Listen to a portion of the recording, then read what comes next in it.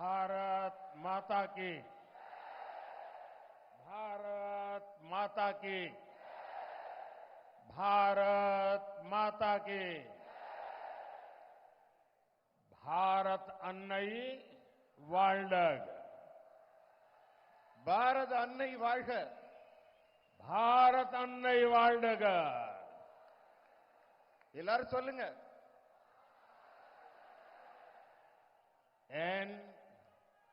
என்பாரந்த் தமிழ் சகோதர சகோதரிகளே वणक्कम। सबसे पहले मैं इस पवित्र भूमि पर कोट्टई मारियम्मन मंदिर को नमन करता हूं। बीते सप्ताह में मुझे अनेक बार तमिलनाडु आने का सौभाग्य मिला, आप सबके दर्शन करने का सौभाग्य मिला। तमिलनाडु में बीजेपी को मिल रहा ये जन समर्थन पूरा देश देख रहा है, पूरा देश इसकी चर्चा कर रहा है। कल मैं कोयम्बटूर में जनता जनार्दन के बीच था। बीजेपी और मोदी को, एनडीए और मोदी को ये जो जन समर्थन मिल रहा है,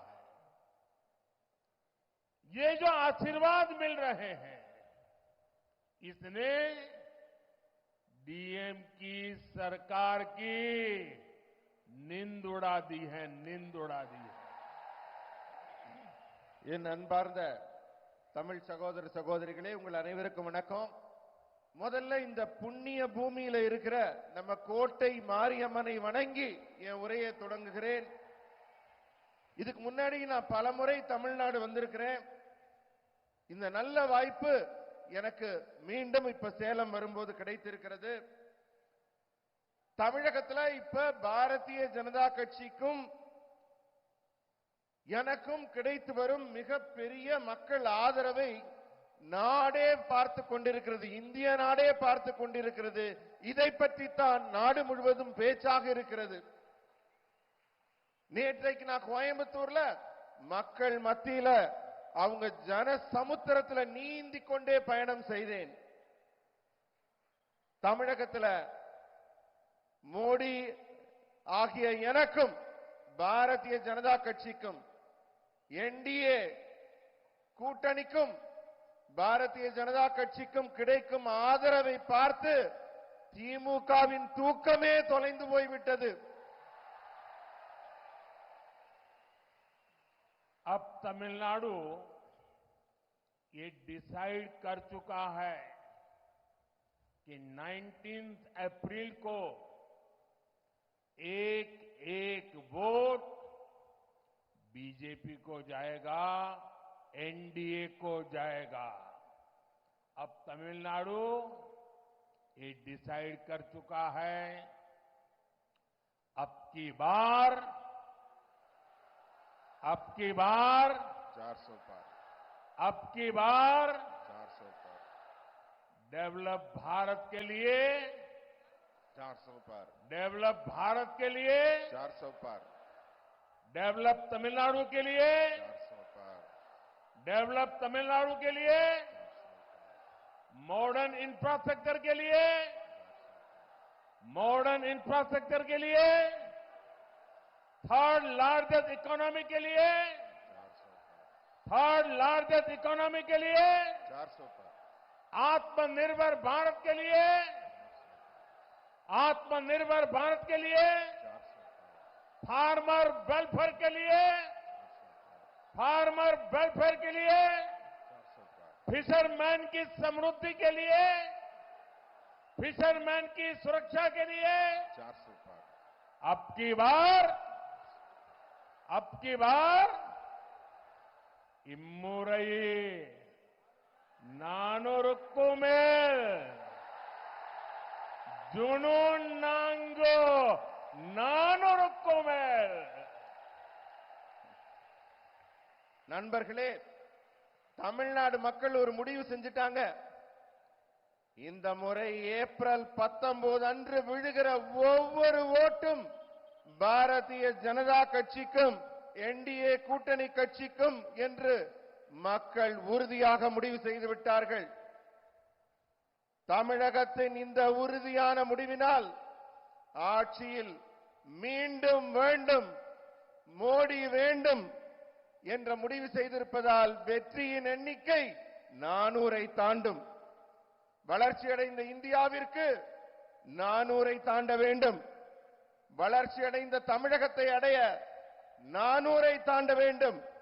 நவீன உள்கட்டமைப்பிற்கு வெற்றி எண்ணிக்கை 400-ஐ தாண்ட வேண்டும். மூன்றாவது மிகப்பெரிய பொருளாதாரத்தை உருவாக்குவதற்காக 400-ஐ தாண்ட வேண்டும். பாரதம் தன்னிறைவு பெற 400-ஐ தாண்ட வேண்டும். நம்ம பிரதமர் அவர்கள் தமிழ்ல சொன்னாங்க இல்லையா, 400க்கும் மேல. பாரதம் தன்னிறைவு பெற 400க்கும் மேல. விவசாயிகள் பயனடைய 400க்கும் மேல. மீனவர்கள் பாதுகாப்புக்கு 400க்கும் மேல. எல்லாரும் சொல்லுங்க, இம்முறை மீண்டும் 400 வேண்டும்.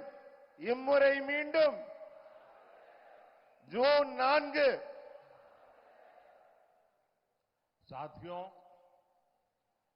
डेवलप तमिलनाडु के एनडीए के मिशन को एक और नई ऊर्जा मिली है। हमारे वरिष्ठ नेता और मेरा व्यक्तिगत संबंध भी जिनके साथ ज्यादा है, सब पीएमके ने भी एनडीए के नेतृत्व में तमिलनाडु का भाग्य बदलने की घोषणा की है। अय्या डॉक्टर रामदास जी का अनुभव और डॉक्टर अंबुमणि रामदास का टैलेंट, उनका परिश्रम तमिलनाडु के डेवलपमेंट को नई ऊंचाई देने में मदद करेगा। मैं एनडीए में शामिल होने पर उनका स्वागत करता हूं, अभिनंदन करता हूं। நண்பர்களே, நம்ம என்டிஏ கூட்டணி இப்ப மிகவும் வலுவான கூட்டணியாக உருவாகி இருக்கிறது. நேற்று நமது பாட்டாளி மக்கள் கட்சியின் தலைவர்கள் நம்ம என்டிஏ கூட்டணியில இணைய சம்மதித்துள்ளனர். ஐயா டாக்டர் திரு ராமதாஸ் அவர்களும் திரு டாக்டர் அன்புமணி ராமதாஸ் அவர்களும் அவர்களுடைய திறமை, அவர்களுடைய ஆற்றல், அவர்களுடைய தொலைநோக்கு, இவற்றையெல்லாம் கொண்டு தமிழகத்தை ஒரு புதிய உயரத்திற்கு, புதிய முன்னேற்றத்திற்கு கொண்டு செல்ல ஒரு உத்வேகமே நமக்கு கிடைத்திருக்கிறது. என்டிஏ கூட்டணியில் இணைத்துக் கொண்டுள்ள பாட்டாளி மக்கள் கட்சியின் தலைவர்களையும் தொண்டர்களையும் நான் வருக வருக என்று வரவேற்கிறேன். साथियों, सेलम में कई बार आया हूं और आज जब सेलम आया हूं तो बहुत सी पुरानी यादें भी ताजा हो गई है। 40-45 साल पहले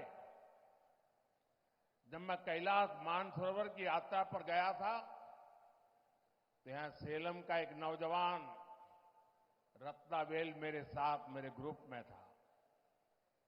रत्नावेल मुझे थोड़ी बहुत तमिल सिखाने का भी प्रयास करता था और उससे मुझे सेलम के विषय में, तमिलनाडु के विषय में बहुत कुछ जानने को मिलता था और मेरे मन में तब से सेलम के प्रति एक आकर्षण रहा। रत्नावेल जी का वहां से कैलाश मानसरोवर यात्रा करने के बाद उन्होंने आकर के यहां एक रेस्टोरेंट चालू किया था, लेकिन दुर्भाग्य से वो अकस्मात में उनकी मृत्यु हो गई। बहुत छोटी आयु में मेरा वो दोस्त चला गया, अब वो हमारे बीच नहीं है। काफी समय पहले उनका हादसे में देहांत हो गया था। நண்பர்களே, நான் பலமுறை சேலத்துக்கு வந்திருக்கேன். இந்த முறை சேலம் வரும்போது எனக்கு என்னுடைய பழைய ஞாபகங்கள் எல்லாம் சேர்ந்து வருகிறது. இன்னைக்கு ஒரு 40-50 வருஷம் முன்னாடி நான் கைலாஸ் மானசரோவர் யாத்திரை செல்லும் போது என்னுடைய கூட ஒரு பெரிய குழு வந்திருந்தாங்க. அந்த குழுவில் ஒரு இளைஞர் இருந்தார். இந்த ஊரை சேர்ந்தவர், ரத்னவேல் என்பது அவருடைய பெயர். எனக்கு அவர் ஞாபகம் வருது சேலம் வந்தோன்னு. அவர் என் கூட வரும்போது சேலத்தோட பெருமைகள், இந்த ஊரை பத்தின நல்ல நல்ல விஷயங்கள் எல்லாம் என்கிட்ட சொல்லிக்கிட்டே வந்தாரு. சேலத்தோட பல செய்திகள் சொன்னாங்க.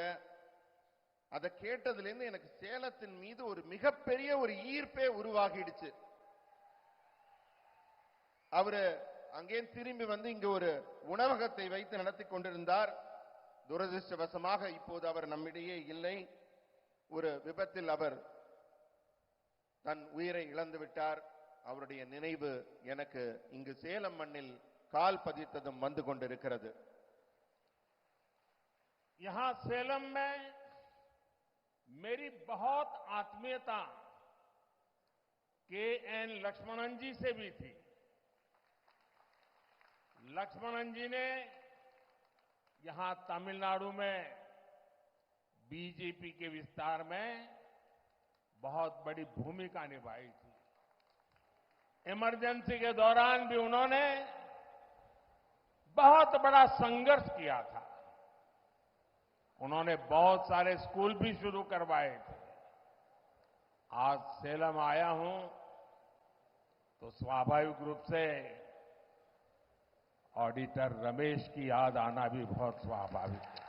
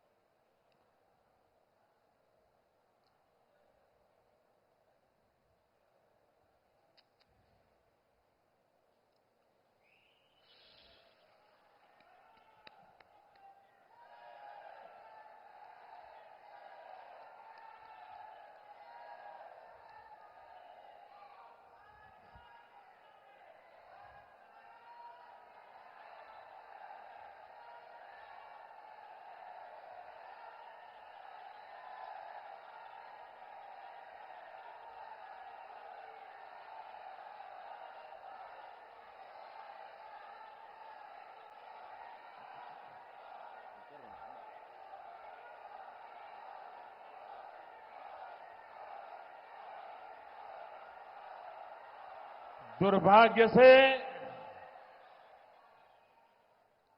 आज सेलम का मेरा वो रमेश हमारे बीच नहीं है। पार्टी के लिए रमेश दिन रात काम करने वाला हमारा साथी था। वो अच्छे प्रवक्ता थे, लेकिन उनकी हत्या कर दी गई थी। मैं उन्हें आज अपनी श्रद्धांजलि अर्पित करता हूं। இங்க சேலத்துல நான் கால் பதிச்சோன்னு என்னுடைய நெருங்கிய நினைவுகள், நண்பர்கள், இவங்களை பத்தி எல்லாம் யோசிக்கும் போது திரு கே.என். லக்ஷ்மணன் ஐயா அவர்களை நான் நினைவு கூறுகிறேன். தமிழகத்தில் பாரதிய ஜனதா கட்சி காலூன்றுவதற்காக தொடக்க காலத்தில் பாடுபட்ட மிக அற்புதமான மனிதர். எமர்ஜென்சி காலத்தில் கூட அவர் பல தடைகளை மீறி கட்சியை வளர்க்க பாடுபட்டவர், பல பள்ளிகளை நடத்தியவர். இப்படியே என் நினைவலைகள் சுழலும் போது இன்றைக்கு நான் சேலத்தில் கால் பதிச்சதும் எனக்கு அதிகமா என் நினைவை உறுத்திய ஒரு செய்தி, எனக்கு எண்ணம் திரு சேலம் ஆடிட்டர் ரமேஷ் அவர்களின் நினைவு. நான் தழுதழுக்க நம்ம பிரதமர் அவர்கள் பேசியது, கட்சிக்காக தன் உயிரையே தியாகம் செய்து உழைத்த அந்த மாபெரும் மனிதரை நினைவு கூர்ந்து ரமேஷ் அவர்கள் உயிரை கொடுத்து உழைத்தவர். கட்சிக்காக உயிரை கொடுத்தவரை கொலை செய்து விட்டார்கள் சமூக துரோகிகள். அந்த நேர்மையாளரை இந்த மண்ணிலே நினைத்து நான் அஞ்சலி செலுத்துகிறேன், இதயபூர்வமான அஞ்சலி செலுத்துகிறேன். அனைவரும் எழுந்து நின்று கட்சிக்காக உயிர் நீத்த அந்த மாபெரும் மனிதர் ஆடிட்டர் ரமேஷ் அவர்களை நினைவு கூர்ந்து அவர் பெயரை சொல்கிறேன், வாழ்க என்று உரத்த குரலில் கூறுங்கள். ஆடிட்டர் ரமேஷ் அவர்கள் புகழ், ஆடிட்டர் ரமேஷ் அவர்கள் புகழ். साथियों, अभी तो चुनाव अभियान की शुरुआत हुई है, लेकिन इंडिया अलायंस के प्लान मुंबई में उनकी पहली रैली में ही उनका मैनिफेस्टो, उनके बद इरादे खुल करके सामने आ गए हैं। मुंबई की शिवाजी पार्क में इंडी अलायंस ने खुलेआम घोषणा की है कि हिंदू धर्म की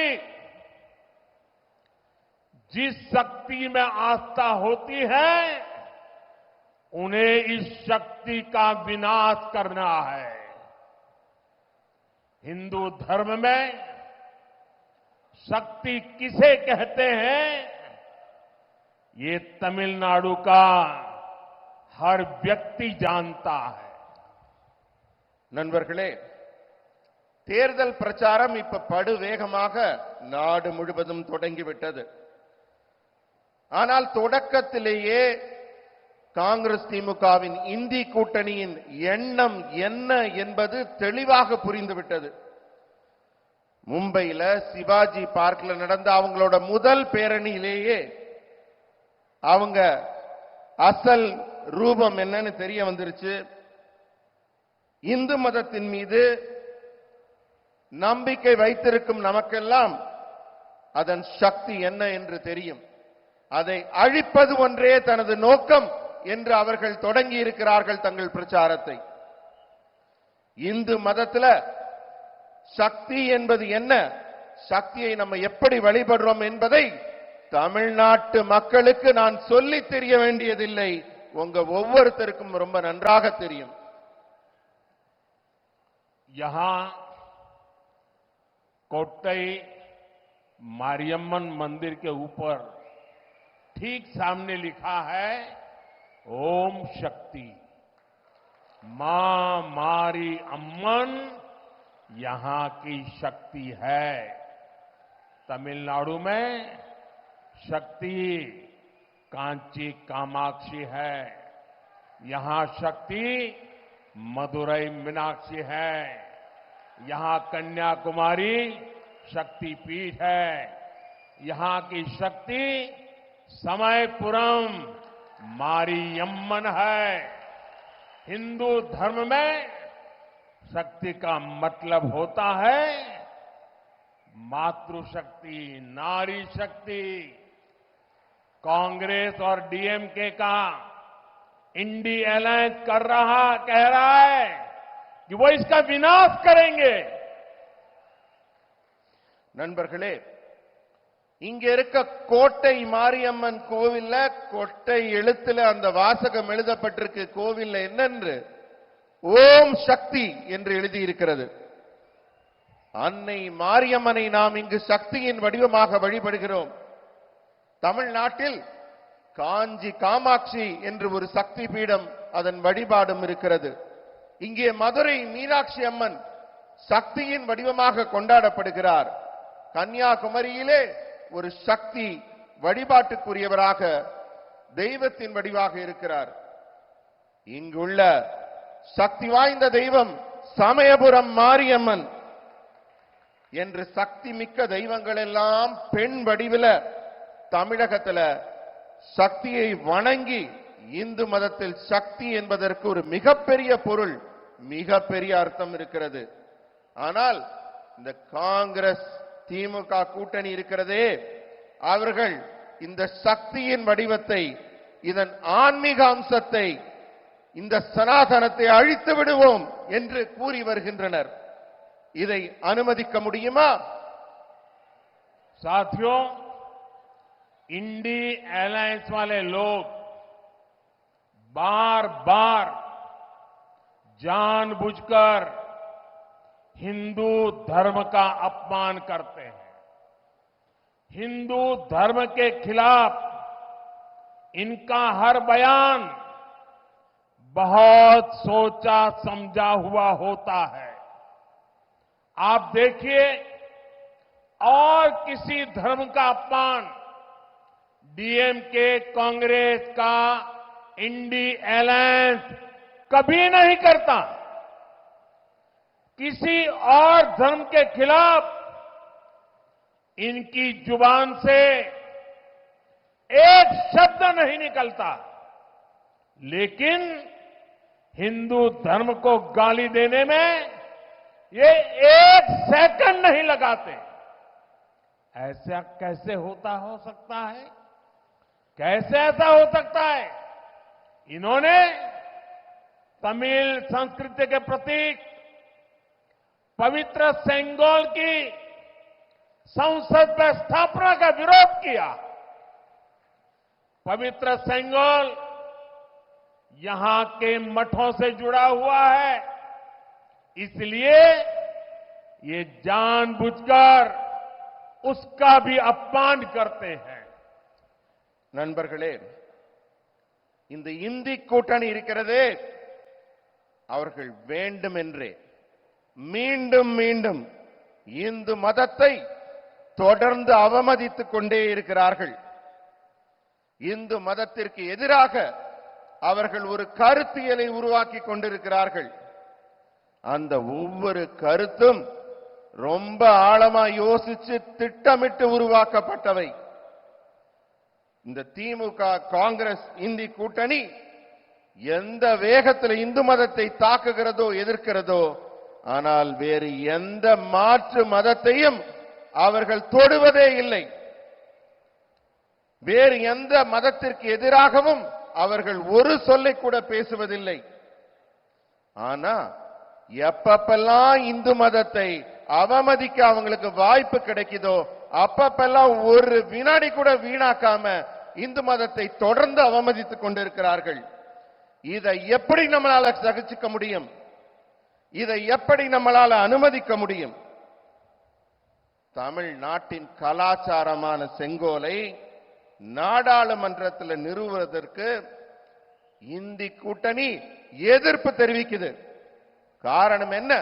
புனிதமான செங்கோல் இங்க இருக்கிற சைவ ஆகம ஆதீன மடங்களுக்கு சொந்தமானது.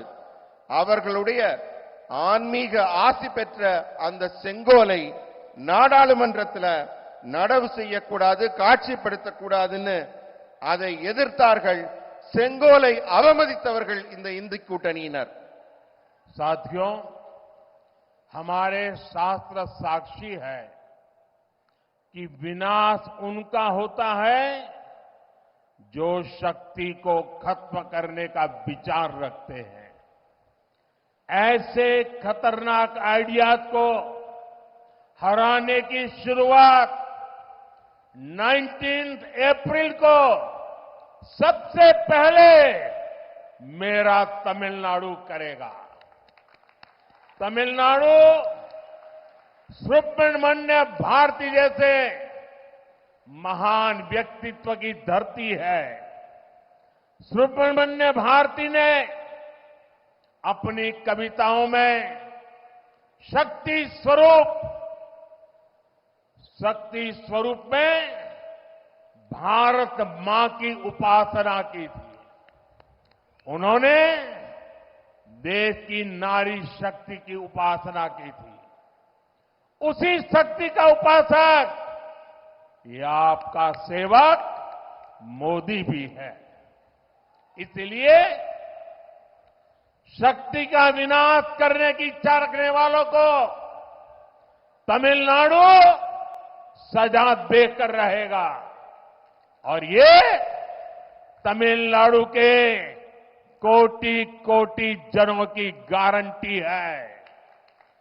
நண்பர்களே, இந்த இந்து தர்மத்தில் வழிபாட்டுக்குரிய இந்த சக்தியின் தன்மையை அழிக்க நினைப்பவர்களுக்கு நான் சொல்லிக் கொள்கிறேன், இதை அழிக்கணும்னு நினைக்கிறவங்க தான் அழிஞ்சு போனதுக்கான ஏராளமான அடையாளங்கள் நம்ம சாஸ்திரங்கள்ல இருக்கு. ஏப்ரல் 19ஆம் தேதி தமிழகத்திலிருந்து தான் இந்த அழிவு அவர்களுக்கு தொடங்க போகுது. முதல் கட்டமா நீங்க தான் வாக்களிக்க போறீங்க.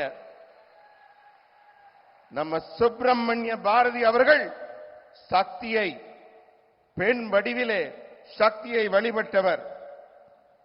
சக்தியை பெண் வடிவிலே பாரத அன்னை என்று போற்றியவர். அவர் நாட்டின் பெண் சக்தியை வணங்கினார். நான் சுப்பிரமணிய பாரதியார் வழியில நானும் ஒரு சக்தி உபாசகன், மோடி ஆகிய நானும் ஒரு சக்தி உபாசகன். எனவே சக்தியின் அடையாளத்தை யார் யாரெல்லாம் அழிக்கணும்னு நினைக்கிறாங்களோ அவர்களை வரும் ஏப்ரல் 19 தமிழகம் மிக கடுமையாக தண்டிக்கும். இந்த உத்தரவாதத்தை தமிழகம் தருகிறது. साथियों, आपका ये सेवक मोदी देश की नारी शक्ति की हर परेशानी के आगे ढाल बनकर खड़ा है। महिलाओं को स्मोक फ्री लाइफ देने के लिए हमने उज्ज्वला एलपीजी गैस कनेक्शन दिए, हमने फ्री मेडिकल ट्रीटमेंट के लिए आयुष्मान योजना शुरू की। इन सभी योजनाओं के केंद्र में नारी शक्ति ही है। जब तमिलनाडु में 3,65,00,000 लोगों को फ्री राशन मिलता है तो तमिलनाडु की मेरी सिस्टर्स की चिंता कम होती है। जल जीवन मिशन के जरिए मोदी तमिलनाडु के सभी घरों तक क्लीन ड्रिंकिंग वाटर पहुंचाने में जुटा है। इससे तमिलनाडु की मेरी सिस्टर्स को पानी लाने की मुसीबत से मुक्ति मिल रही है। तमिलनाडु में मुद्रा योजना के तहत जो हजारों करोड़ रुपए का लोन दिया गया है, उसकी ज्यादातर लाभार्थी ये मेरी बहनें हैं, हमारी बेटियां हैं। इसलिए आज नारी शक्ति मोदी के साथ उसका सुरक्षा कवच बनकर के खड़ी है। अगले 5 वर्षों में तमिलनाडु की मेरी बहनों, माताओं, बेटियों को तक ये सुविधाएं और भी बड़े स्केल में पहुंचेगी। இது மோடியின் கேரண்டி. நண்பர்களே, நாட்டில் பெண் சக்தியின் ஒவ்வொரு பிரச்சனைகளுக்கும், நம்ம நாட்டில் பெண்களுக்கு பல்வேறு விதமான பிரச்சனைகள் இருக்கு. அந்த பிரச்சனைகள்லாம் தீர்க்கும் விதமாக நான் அவர்களுக்கு ஒரு பாதுகாப்பு கேடயம் போல இருந்து அவர்களுக்கு பணி செய்கிறேன். உதாரணத்துக்கு, சமையலறை புகையில கஷ்டப்பட்ட பெண்களுக்கு அதிலிருந்து விடுதலை கிடைக்கும்படி உஜ்வாலா கேஸ் இணைப்புகள் வழங்கினோம். இலவச சிகிச்சைக்காக ஆயுஷ்மான் திட்டத்தை தொடங்கினோம். இது போன்ற திட்டங்கள் எல்லாம் பெண்களுக்கு நலம் தரும், பெண்களுக்கு பயன் தரும். அந்த அடிப்படை எண்ணம் அதுதான் மைய சக்தியாக இருந்திருக்கிறது. தமிழ்நாட்டில் 3,65,00,000 பேருக்கு இலவசமாக ரேஷன் கிடைக்கும் போது என்னுடைய தமிழ்நாட்டின் தாய்மார்களும் சகோதரிகளும் எவ்வளவு நிம்மதியா இருந்திருப்பாங்க. ஜல் ஜீவன் திட்டத்தில் அனைவருக்கும் வீட்டை தேடி குடிநீர் வருது.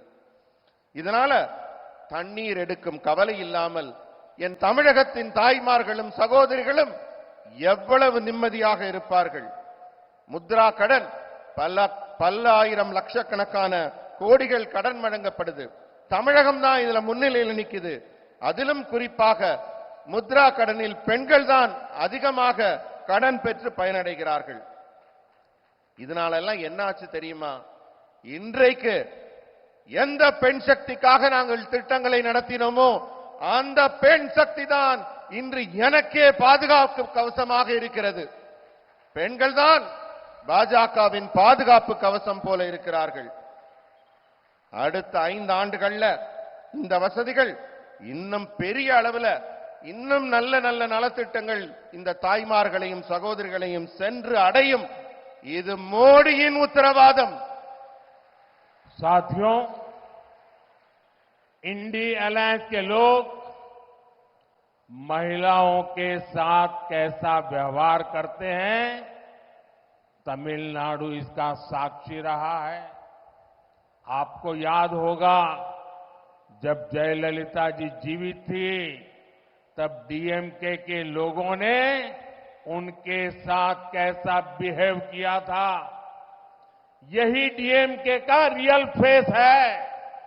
इसलिए ये लोग पार्लियामेंट में विमेन रिजर्वेशन बिल का भी विरोध करते हैं। इसलिए तमिलनाडु में महिलाओं के खिलाफ अपराध बढ़ रहे हैं। 19 अप्रैल को मेरी माताओं बहनों को डीएमके के इस महिला विरोधी माइंडसेट के खिलाफ भी वोट करके उनको सजा देनी है। நண்பர்களே, இந்தி கூட்டணி இந்த திமுகவும் காங்கிரசும் பெண்களை எப்படியெல்லாம் கேவலமாக நடத்துகிறார்கள், இழிவுபடுத்துகிறார்கள். இதுக்கெல்லாம் தமிழ்நாடு தான் சாட்சி. உங்களுக்கு நினைவு இருக்கலாம், ஜெயலலிதா அம்மா உயிரோடு இருந்தப்ப அவரை திமுக காரங்க எப்படியெல்லாம் இழிவுபடுத்தினார்கள். கொஞ்சம் நினைச்சு பாருங்க. அதுதான் அவங்களோட உண்மையான முகம். அதனால தான் அவங்க இன்றைக்கு நாங்க மகளிர் இடஒதுக்கீடு மசோதாவை கொண்டு வரும்போது நாடாளுமன்றத்தில் அதை எதிர்க்கிறார்கள். தமிழ்நாட்டில் தான் பெண்களுக்கு எதிரான குற்றங்கள் மலிந்து போய் இருக்கிறது. ஆகவே என் தமிழகத்தின் தாய்மார்களே, என் சகோதரிகளே, வர்ற ஏப்ரல் 19ஆம் தேதி நீங்க வர்ற இந்த தேர்தல்ல வழங்கக்கூடிய ஒரு தீர்ப்பு இருக்கிறதே, அது திமுகவுக்கு வழங்கக்கூடிய ஒரு பாடமாக இருக்க வேண்டும். பெண்களுக்கு எதிரான அவர்கள் மனநிலையை கண்டிப்பதாக நீங்கள் வாக்களிக்க வேண்டும். साथियों, डीएमके और Congress two sides of the same coin है। डीएमके और कांग्रेस का मतलब है बिग करप्शन। डीएमके और कांग्रेस का मतलब है वन फैमिली रूल। इसलिए देश में कांग्रेस की छुट्टी हुई तो देश आज 5G टेक्नोलॉजी में पहुंच गया है। लेकिन तमिलनाडु में डीएमके का अपना अलग ही 5G चल रहा है। डीएमके का 5G यानी एक ही फैमिली की 5th जनरेशन का तमिलनाडु पर कब्जा। इस 5G फैमिली ने 2G स्कैम करके पूरी दुनिया में भारत और तमिलनाडु की इमेज गिराई है। अगर मैं इनके स्कैम्स गिनाने लगूं तो पूरा दिन खत्म हो जाएगा। बीजेपी सरकार तमिलनाडु के डेवलपमेंट के लिए lakhs of crore of rupees भेज रही है और यहां की सरकार उसे लूटने में लगी है। நண்பர்களே, திமுகவும் காங்கிரசும் ஒரே நாணயத்தின் 2 பக்கம் இருக்கிற பக்கங்கள். திமுகவும் காங்கிரசும் அர்த்தம் என்னன்னு கேட்டீங்கன்னா, ஒரு பக்கம் ஊழல், ஒரு பக்கம் குடும்ப ஆட்சி.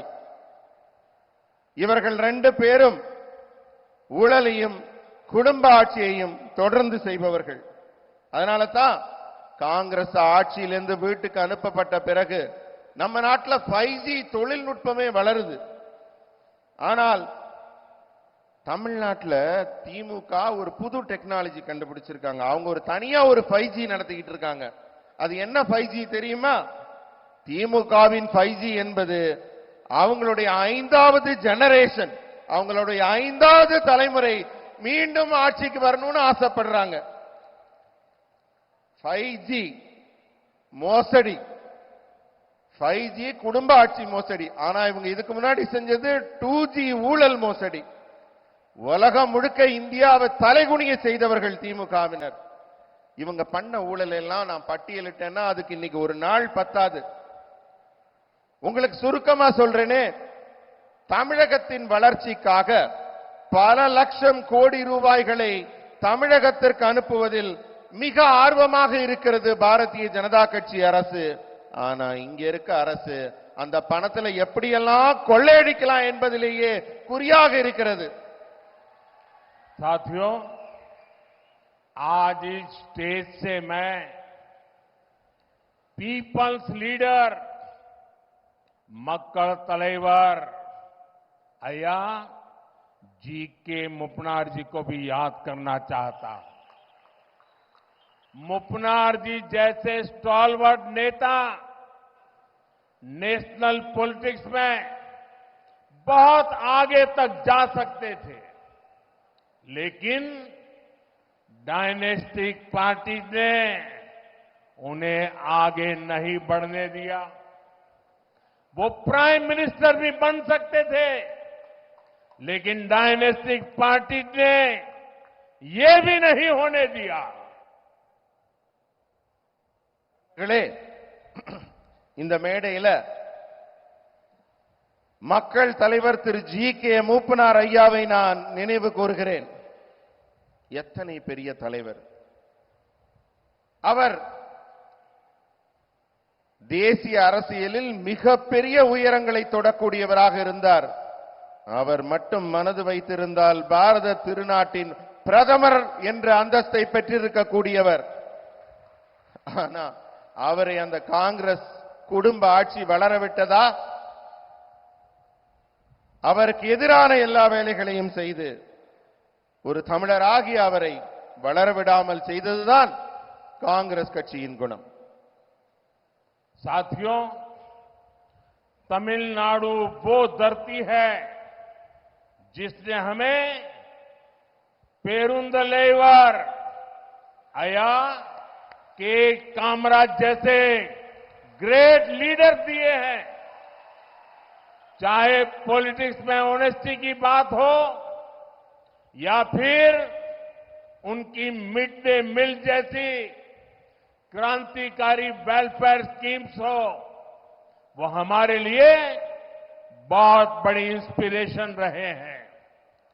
गरीब बच्चों तक एजुकेशन को ले जाने के लिए उनके कार्यों को आज भी याद किया जाता है.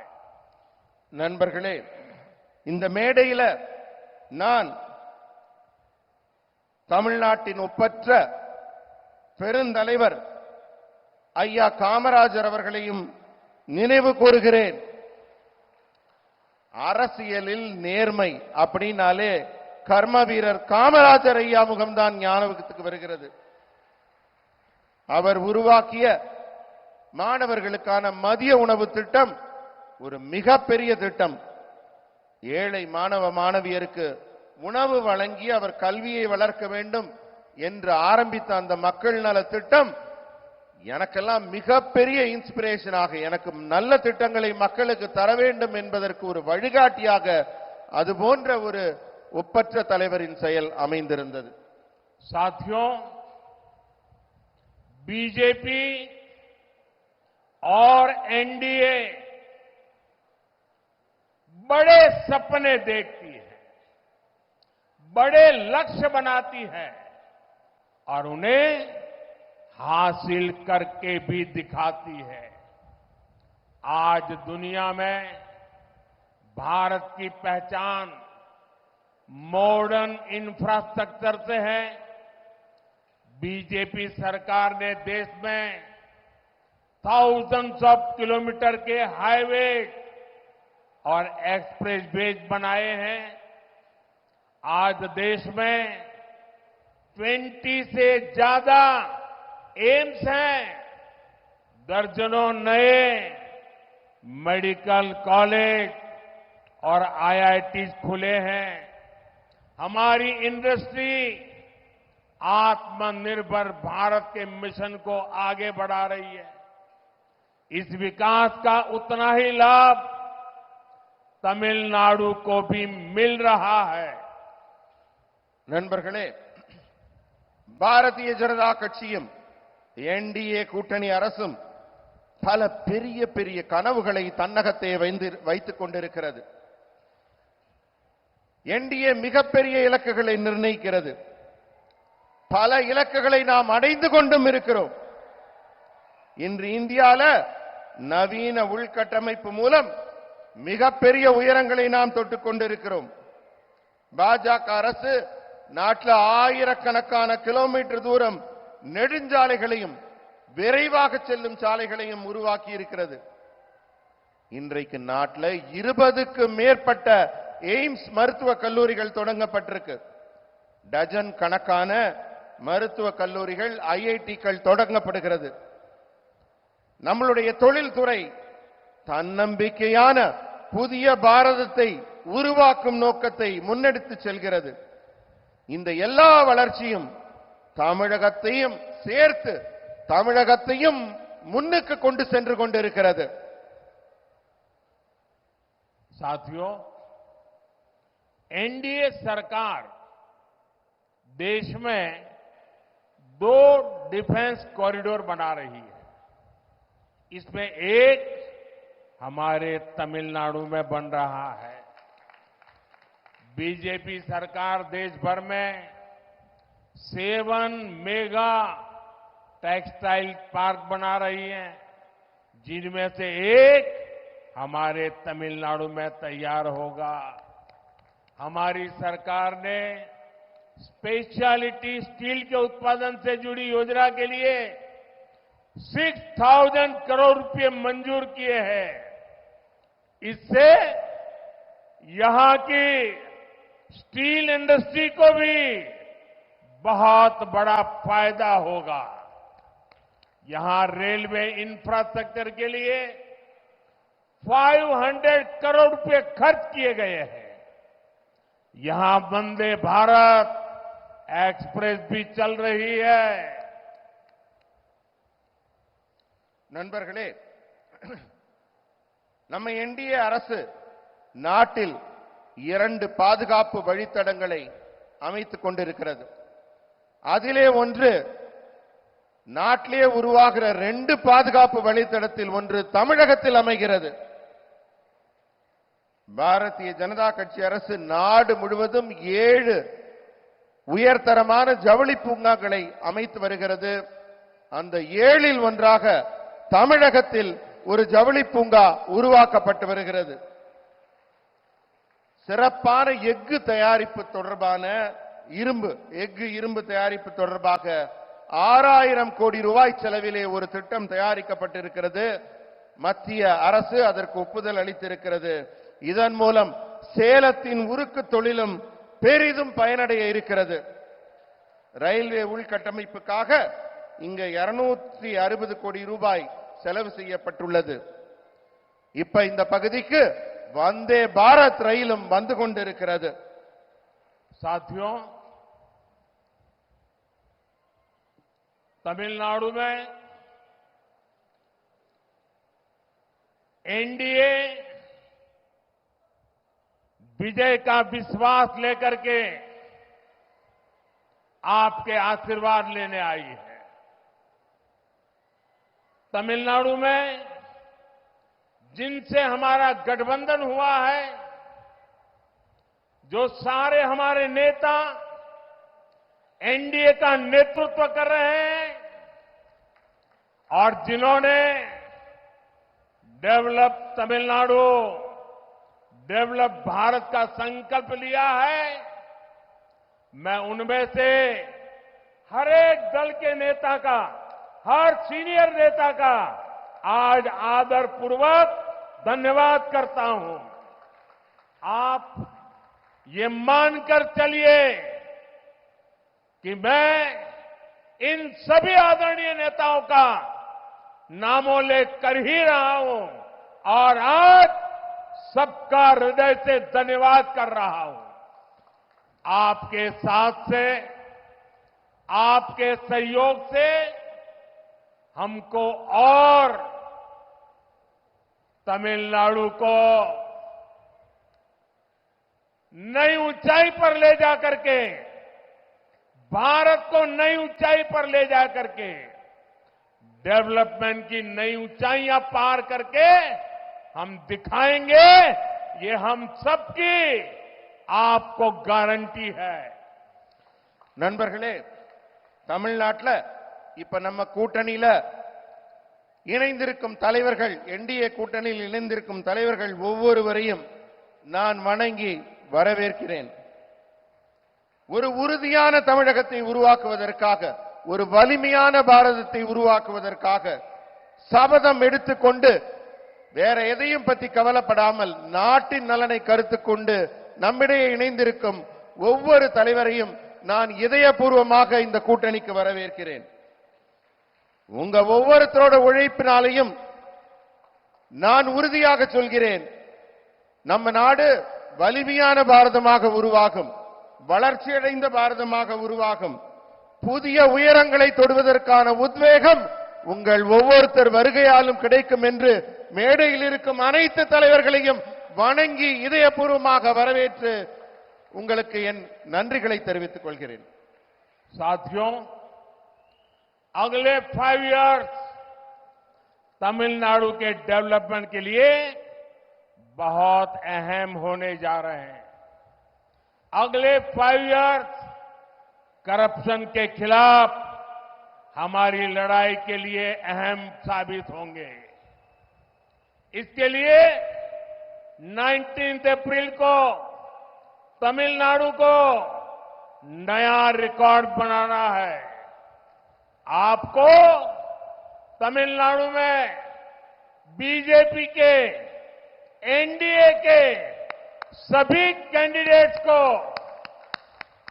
भारी बहुमत से जिताना, और इसलिए मैं आज तमिलनाडु की धरती पर बार बार आके जनता जनार्दन से मिलकर के आपसे प्रार्थना कर रहा हूं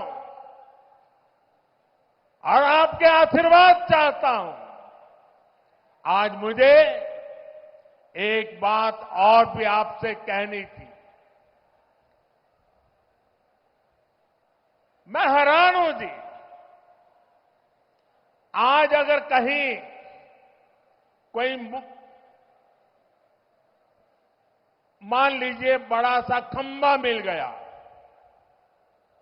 लोहे का मिल गया, तांबे का मिल गया, पत्थर का मिल गया, और पता चले कि 3000 साल पुराना है, 4000 साल पुराना है, तो हम ढोल पीटते हैं कि हमारे पास 3000 साल पुराना पत्थर मिला है, 4000 साल पुराना पत्थर मिला है। लेकिन मेरा देश का दुर्भाग्य देखिए, आजादी के 75 साल हो गए, दुनिया की सबसे पुरानी भाषा तमिल भाषा हिंदुस्तान की है, लेकिन दुनिया में जाकर के सीना तान करके बोलने का किसी को जरूरी नहीं लगा। इसकी मुझे पीड़ा है। ये मेरे देश का गौरव है, मेरी महान परंपरा का गौरव है। अरे जिस देश के पास दुनिया की सबसे पुरानी भाषा हो, वो देश दुनिया के सामने अपनी महान परंपरा के लिए गौरव से खड़ा हो सकता है। लेकिन इनको इसकी परवाह नहीं थी। मैं ये मिशन लेकर के निकला हूं।